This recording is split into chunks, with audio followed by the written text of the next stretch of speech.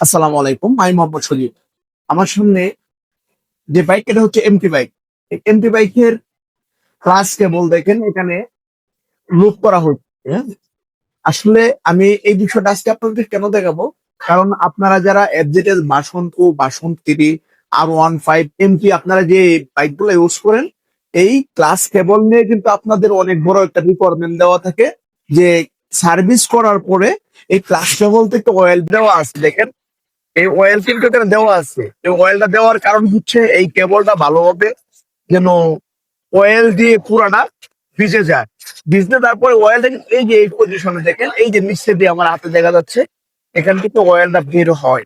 এখন আপনাদের যে রিকোয়ারমেন্ট, যে কমপ্লেন থাকে, বাইকটা সার্ভিস করার পরে আমার ইঞ্জিনের উপরে ঘামতেছে। আসলে ইঞ্জিনের উপরে ঘামতেছে না, সেটা হচ্ছে এই অয়েলটা যখন আমি এখানে ব্যবহার করি যেন ক্লাস কেবলটা ফ্রি করার জন্য, এই অয়েলটা কিন্তু একটু সময় নিয়ে বের হয়।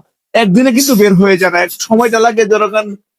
ধরেন 10 দিন, 15 দিন, 12 দিন, মানে এর ভিতরে আস্তে আস্তে আস্তে আস্তে করে বের হয়। কিন্তু আপনাদের রিকোয়ারমেন্ট থাকে যে আমি কাজ করার পরে কিন্তু আমার অয়েলটা বের হয়ে বা ইঞ্জিনটা কিন্তু গামতেছে। আসলে কেন গামতেছে এটা কিন্তু অনেকেই জানে না, যার কারণে আমি আপনাদেরকে দেখাইতেছি যেন এরকম যদি অয়েল গামে, এটা নিয়ে কিন্তু আপনারা কোনো টেনশন করবেন না যে আসলে কোথায় থেকে গামতেছে। যদি আপনি না জানেন তাহলে অবশ্যই আপনি যে কোনো সার্ভিস সেন্টারে যোগাযোগ করবেন যে আমি সার্ভিস করার পরে আমার যে এই ইঞ্জিনের উপর থেকে গামতেছে, কেন গামতেছে এটা আপনাকে জানতে হবে।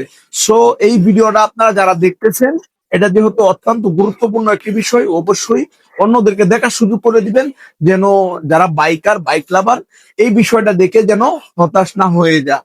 সো আজকের মতো এই পর্যন্তই। সবাই ভালো থাকবেন, সুস্থ থাকবেন। আসসালামু আলাইকুম।